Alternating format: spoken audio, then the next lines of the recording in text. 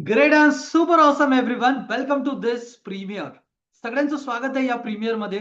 आज आपण बघणार आहोत की इराण आणि इस्रायलचं जे युद्ध चालू आहे, इस्रायल आणि युएस आणि बाजूला इराण, त्यांचं जे युद्ध चालू आहे त्यामध्ये काय काय होऊ शकतं, काय ऑलरेडी झालेलं आहे, त्याचा इम्पॅक्ट स्टॉक मार्केटवरती कसा होऊ शकतो, क्रूड ऑइलच्या प्राइसेस वरती कसा होऊ शकतो, गोल्ड वरती काय इम्पॅक्ट होऊ शकतो, सगळे या व्हिडिओमध्ये आपण एक 15 मिनिटाच्या आत बघणार आहोत.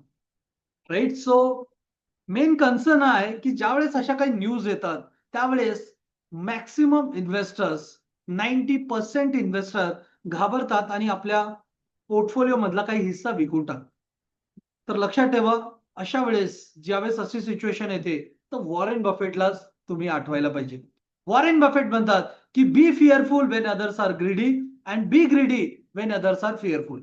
बट हा फक्त म्हणण्यासाठी कोट नाहीये, हा ऍक्च्युअल ऍक्ट करण्यासाठीचा कोट आहे. कारण की ज्यावेळेस आता फिअरफुल वातावरण आहे त्यावेळेस वॉरेन बफेट म्हणतात की ग्रीडी व्हा. पण आपण एक्झॅक्टली उलट करतो. आपण फिअरफुल सिच्युएशन मध्ये एक्झॅक्टली इन्व्हेस्ट केलेले पैसे विड्रॉल करतो आणि ज्यावेळेस मार्केट वर असतं त्यावेळेस इन्व्हेस्ट करतो. पण वॉरेन बफेट याच्या एकदम विरुद्ध बोलतात. तर लक्षात घ्या, आता सगळेजण, आज संडे आहे आणि लोक उद्याची वाट बघतायत. काय वाट बघतायत? अशा प्रकारे वाट बघतायत की stock market waiting to open on Monday. उद्या मार्केट या सिच्युएशनला अशा प्रकारे ओपन होईल असं वाटतं. इथे दिसतंय तुम्हाला? राईट. सो ते डोअर ओपन केलं की पटापट पडेल आणि तसंच मार्केट पण पडेल असं मॅक्सिमम लोकांना वाटत आहे. Okay. So this is just for fun. But exactly मार्केटमध्ये काय होणार आहे, काय काय पॉइंटर्स आहेत, let's try to understand that. So सर्वात आधी आपण चेक करूया पॉइंटर्स. खूप कमी पॉइंटर्स मी काढलेले आहे, स्ट्रेट फॉरवर्ड. जी काही मेन इन्फॉर्मेशन आहे बस तेच मी तुम्हाला यामध्ये देण्याचा प्रयत्न केला आहे. सो सगळ्यांनी कॉन्सन्ट्रेट करा and let's try to understand this. So let me share once again. Okay. So Iran war escalation and global market impact. काय इम्पॅक्ट होऊ शकतो ग्लोबल मार्केटवरती आणि काय एक्झॅक्टली सिच्युएशन आहे, let's try to understand one by one. सर्वात आधी तिथे एक मेजर इन्सिडेंट झालेला आहे.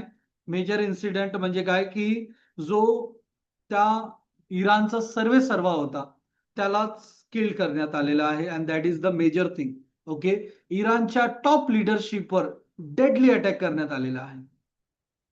ओके. आणि त्यामध्ये जे इराणचे सर्वा होते त्यांची डेथ त्यामध्ये झालेली आहे.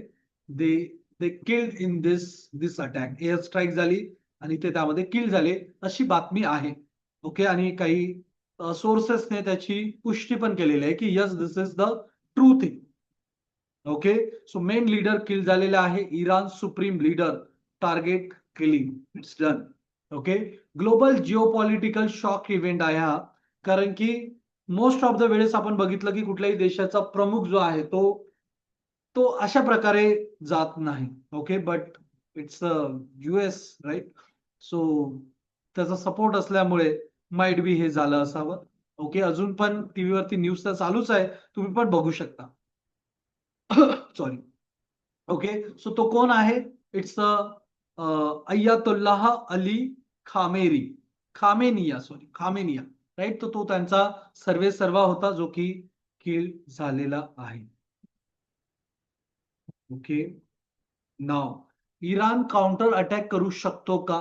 तर यस. इराणने सांगितलेलं आहे की आम्ही जो जो तुम्ही आमच्यावरती अटॅक केलाय, राईट, त्याचा बदला आम्ही घेणार आहोत. आणि त्याचा ते बदला घेणार असं त्यांनी जग जाहीर करून टाकले. तर आता युएस किंवा ट्रम्प मे बी परत एकदा त्या सिच्युएशन मध्ये येईल. इकडनं इस्रायल पण अटॅक ऑलरेडी करतोयच आणि त्यामुळे हे जे आहे ते एस्कलेट अजून होण्याचे चान्सेस अजून जास्त दिसतात. कॉन्फ्लिक्ट वाढण्याचे चान्सेस अजून दिसत आहेत. त्यामुळे होऊ शकतं की ग्लोबल मार्केटवरती इम्पॅक्ट त्याचा जबरदस्त होऊ शकतो. ओके. मिडल ईस्टचं टेन्शन ऑलरेडी वाढलेलंच आहे. वर्ल्ड ऑइल सप्लाय, क्रूड ऑइलचा जो सप्लाय असतो, वर्ल्ड ऑइल सप्लाय रिजन जे आहे तो अनस्टेबल झालाय किंवा उद्या तुम्हाला त्याचा इम्पॅक्ट जो आहे तो ऑलरेडी दिसणार. कारण की ज्या वेळेस जर आता जिथनं तेल जे आहे आपल्याकडे येणार होतं, जिथनं ऑइल आपल्याकडे येणार होतं किंवा देशामध्ये सगळीकडे एक्सपोर्ट होणार होतं, आता ते एक्सपोर्ट जर नाही झालं, ते ऑइल एक्सपोर्ट नाही झालं तर काय होईल? ऑब्व्हियसली आपल्याला माहिती आहे की इन्फ्लेशन वाढेल, राईट? क्रूड ऑइलच्या प्राइसेस वाढतील. जे आता प्राइस आहे माईट बी त्याच्यापेक्षा डबल होईल येणाऱ्या काही दिवसामध्ये आणि त्यामुळे इन्फ्लेशन वाढू शकतं. ओके, इन्फ्लेशन वाढू शकते. If you understand this, please type yes in the chat box. Inflation वाढू शकतं. ओके, आणि इन्फ्लेशन जर वाढलं तर मग सगळेजण ट्रबलमध्ये परत एकदा येईल. सगळं सगळं सगळं चित्र चेंज होऊ शकतं.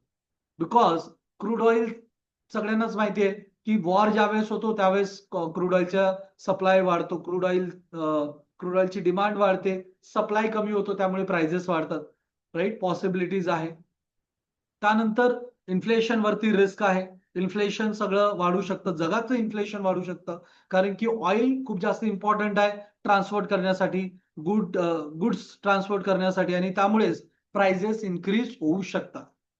होऊ शकतात काय? म्हणजे 90% असं समजा की होणार आहे. ओके. त्यानंतर गोल्डवरती काय इम्पॅक्ट होऊ शकतो? गोल्डचा आपण आता ऑलरेडीच बघितलेलं आहे, की गोल्डच्या प्राइसेस सडनली इन्क्रीज झाल्या होत्या. ऑलरेडी एक युद्ध चालूच होतं. त्यामुळे गोल्डच्या प्राइसेस सडनली इन्क्रीज झाल्या होत्या. 1.8 लाख पर्यंत गोल्डच्या प्राइसेस गेल्या. सडनली 1.4 पर्यंत आल्या आणि परत आता 1.6 लाख चालू आहे आणि उद्या मे बी अजून गोल्डच्या प्राइसेस वाढू शकतात. ओके. बिकॉज याला म्हणतात the safe haven investment. Right, safe haven investment. ज्या वेळेस अनसर्टन्टी येते, ज्या वेळेस मार्केटमध्ये फिअर येतो, त्या वेळेस लोक गोल्डकडे धावतात. ओके, त्यामुळे गोल्डची डिमांड इन्क्रीज होऊ शकते आणि गोल्ड प्राइसेस वाढू शकतात. ओके, कॉमोडिटीजच्या प्राइसेस पण वाढू शकतात. आता गोल्ड पण कॉमोडिटीज मध्येच येतं, बट अजून काय आहे, let's try to see this. Okay, oil and gas आहे. ऑइल अँड गॅसच्या प्राइसेस वाढू शकतात. मेटलच्या प्राइसेस वाढू शकतात. फूडच्या प्राइसेस वाढू शकतात. फूड कॉमोडिटीज या सगळ्या प्राइसेस इन्क्रीज होऊ शकतात. But this all impact is a short term. Right, long term मध्ये सगळं मॅनेज होऊन जातं. बट तुम्ही शॉर्ट टर्म मध्ये घाबरायला नको म्हणून मी आजचा व्हिडिओ रेकॉर्ड केलेला आहे. ओके, डॉलर स्ट्रेंथन होऊ शकतो ज्यावेळेस अशी काही अनसर्टन्टी येते, त्यावेळेस ग्लोबल मनी जे आहे ते US डॉलरमध्ये मूव्ह होतं मॅक्सिमम. कारण की मॅक्सिमम जे इम्पोर्ट एक्सपोर्ट आहे ते डॉलरमध्ये होतो आणि त्याला त्याला पण सेफ इन्व्हेस्टमेंट मानतात आणि त्यामुळे तिथे आपले पैसे शिफ्ट करतात मॅक्सिमम देश सुद्धा. राईट, सो त्यामुळे डॉलरमध्ये एक मूव्ह येऊ शकते upside. Okay, so dollar strengthen होऊ शकतो असं आपण याला म्हणतो. स्टॉक मार्केटमध्ये इमिडिएट रिॲक्शन उद्या दिसू शकते आपल्याला. मे बी शॉर्ट टर्म खालची रॅली येऊ शकते, मार्केट पडू शकतं. बट परत एकदा सांगतो, be greedy when others are fearful and be fearful when others are greedy. जेवढ्या वेळा वॉरेन बफेटने पण नसं सांगितलं, तेवढ्या वेळा मी तुम्हाला सांगण्याचा प्रयत्न करतोय त्यांचा कोट. ओके, 11th पॉइंट आहे आपला हाय मार्केट व्हॉलॅटिलिटी. उद्याच्या दिवस जे फ्युचर्स ऑप्शन्स वाले आहेत त्यांनी थोडंसं पॉज घ्यायला हरकत नाही. 2-3 दिवस ट्रेड केले तर काही फरक पडत नाही. कारण मार्केटमध्ये जी व्हॉलॅटिलिटी असते ती विदाऊट हार्ट अटॅक तुम्हाला बर्दाश्त होणार नाही. त्यामुळे त्यामुळे ती ट्रेडिंग टाळणे फार आवश्यक आहे. Okay, so if you understand please type clear in the chat box. Right, so daily sharp up down movement आपल्याला बघायला मिळू शकते. त्यानंतर सेक्टर्स जर बघितले तर सेक्टर्स कुठले विन होऊ शकतात, तर सेक्टर जे विन होतं जसं आपण बघतोय की युद्धाच्या काळामध्ये डिफेन्स सेक्टर सगळ्यात जास्तीत जास्त. मागच्या वेळेस बघा तुम्ही HAL मध्ये किती मोठी मूव्ह आली होती. राईट, बट त्यानंतर तो स्टॉक स्थिर होऊन जातो. बट करंटली डिफेन्स शेअर्स मध्ये एक मोठी मे बी अप रॅली येऊ शकते. शॉर्ट टर्म मध्ये काही वेळासाठी होऊ शकतं की आपण जसा विचार करतोय तसं नाही होऊ शकत. असं पण होऊ शकतं की मार्केट उद्या निगेटिव्हच्या म्हणजे पॉझिटिव्हच ओपन होऊ शकतं. This is also possible. This is a market. Right, it's uncertainty, कोणी सांगू शकत नाही. ओके, होऊ शकतं की उद्याच्या उद्या काही पण म्हणजे आता पुढच्या 12 तासामध्ये सुद्धा काही होऊ शकतं. ओके, सो एनर्जीच्या प्राइसेस वर जाऊ शकतात. ऑइल अँड गॅसच्या प्राइसेस वर जाऊ शकतात. सायबर सिक्युरिटीचं सेक्टर वर जाऊ शकतात. So this are the sectors winner. जे सेक्टर्स लॉस होऊ शकतात किंवा जे लुजर ठरू शकतात ते सेक्टर्स आहेत इम्पोर्ट डिपेंडेंट कंपनीज. म्हणजे ज्यांना जे इम्पोर्ट वरती डिपेंड आहे किंवा इम्पोर्ट झाला तरच त्यांना पैसे भेटणार आहे, तर त्यांना पैसे भेटणार नाही किंवा ते सेक्टर माइट बी लॉस मध्ये असेल. टुरिझम, कारण आता सिच्युएशन अशी चालू आहे की टुरिझम सगळं कॅन्सल झालं, सगळ्या फ्लाईट्स वगैरे तुम्ही बघितलं दुबईच्या वगैरे सगळ्या कॅन्सल झालेल्या आहेत, राईट. सो त्यामुळे टुरिझम पण काही वेळासाठी बंद होऊ शकतं, त्यामध्ये इम्पॅक्ट आपल्याला दिसू शकतो. एव्हिएशन सेक्टर सुद्धा लॉस मध्ये जाण्याचे चान्सेस आहेत. इंडियाची पोझिशन काय असेल यामध्ये, इंडियाला काय इम्पॅक्ट पडेल? So India is a stable economy, आपल्याला जास्ती काही फरक पडेल असं वाटत नाहीये. मे बी शॉर्ट टर्म मध्ये आपण खाली येऊ शकतो थोडं, बट ते कव्हर होण्यासारखं असेल. त्यामुळे आपल्या इंडियाला घाबरण्याची काही गरज नाहीये. लॉंग टर्म इन्व्हेस्टमेंट डेस्टिनेशन आपण बनवू शकतो, कारण आपल्याकडे जसं बाकी देशामध्ये जसं इराण इराक पण ओके, तो धर्माला जास्ती मानणारा देश आहे, राईट. बट आपल्या ह्याच्यात तसं नाहीये, आपला धर्म निरपेक्ष आहे, आपण सगळ्यांना घेऊन चालतोय त्यामध्ये. त्यामुळे आपल्याकडे जो प्रॉब्लेम आहे तो तेवढा जास्ती प्रमाणात होणे नाहीये, right. So these are the situations आणि जे काही मेन पॉइंट्स होते ते मी तुम्हाला सांगण्याचा प्रयत्न केलाय. शेवटी वॉरेन बफेटचा कोट लक्षात ठेवा. वॉरेन बफेट म्हणतात की bad news creates a best buying opportunity. Bad news create a best buying opportunity. त्यामुळे विकण्याचा विचार नका करू. निगेटिव्ह न्यूज आहे, बाईंग अपॉर्च्युनिटी शोधा. ज्यामध्ये तुम्हाला वाटतं त्यामध्ये तुम्ही बाईंग अपॉर्च्युनिटी शोधा. ओके, लक्षात ठेवा. War equal to temporary temperament आहे तो. It's a short term, right. But wealth creation करायची असेल so it's a long term journey. So do not fear with this short terms.